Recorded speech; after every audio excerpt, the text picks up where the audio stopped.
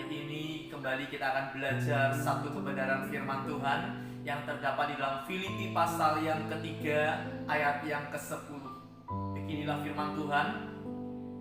Yang ku kehendaki ialah mengenal Dia dan kuasa kebangkitannya dan persekutuan dalam penderitaannya, di mana aku menjadi serupa dengan Dia dalam kematiannya.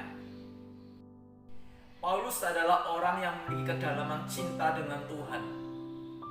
Kita melihat di dalam Filipi, dia berkata bahwa yang ku kehendaki ialah mengenal Dia. Saudara, ketika Paulus menuliskan ayat ini, dia sedang ada di dalam penjara.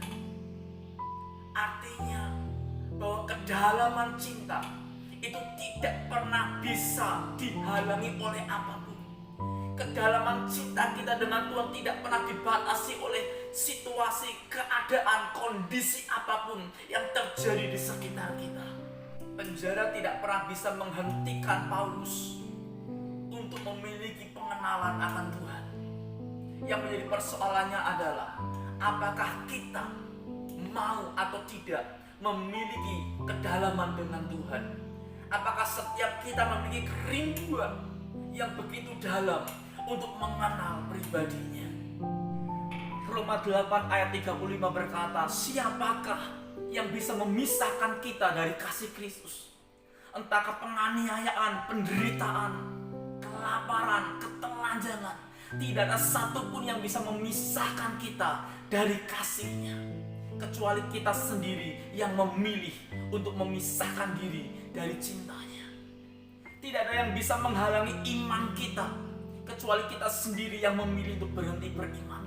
Tidak ada yang bisa menghalangi pengharapan kita, kecuali kita sendiri yang memilih untuk berhenti berharap. Tidak ada yang bisa menghalangi doa-doa kita, kecuali kita sendiri yang memilih untuk berhenti berdoa.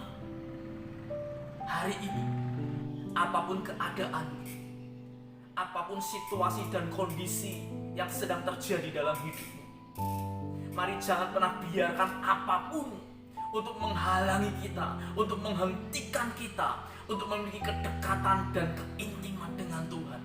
Pertanyaannya adalah, apa rahasia yang membuat Paulus memiliki kerinduan yang begitu dalam untuk mengenal pribadi Tuhan? Filipi 3 ayat yang ke-10 dalam terjemahan firman Allah yang hidup dikatakan, sekarang saya telah melepaskan semua hal lain. Saya sadar bahwa itulah satu-satunya cara untuk mengenal Kristus dengan sungguh-sungguh, untuk mengalami kuasa yang menghidupkannya kembali, serta untuk mengerti apakah artinya menderita dan mati bersama dengan Dia. Paulus sadar satu-satunya cara untuk mengalami pengenalan akan Kristus, satu-satunya cara untuk bisa mengalami kuasa Tuhan, satu-satunya cara untuk mengerti apa arti menderita dan mati untuk Kristus adalah melepaskan semua hal dan menganggapnya sampah. Filipi 3 ayat yang 8 berkata, malahan segala sesuatu kuanggap rugi karena pengenalan akan Kristus Yesus Tuhanku lebih mulia daripada semuanya. Oleh karena Dialah aku telah melepaskan semuanya itu dan menganggapnya sampah, supaya aku memperoleh Kristus. Bukankah Yesus pada saat Dia memilih murid-muridnya, Dia berkata, tinggalkanlah segala sesuatu dan ikutlah aku. Artinya Tuhan ingin berkata kepada para muridnya, Tuhan ingin membawa kepada satu dimensi, satu kedalaman, untuk mereka bisa mengenal Dia, untuk mereka bisa memiliki kedalaman cinta dengan Tuhan. Fokus dan tujuan hidup mereka hanya Tuhan sendiri.